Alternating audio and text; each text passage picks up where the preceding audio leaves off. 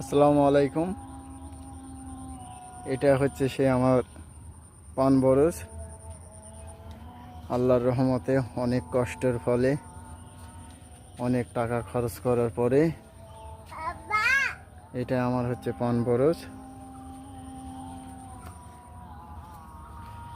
খুব কষ্টের ফলে আমি এই পান বরজ করেছি। আপনারা কোনো দিন দেখছেন কি না?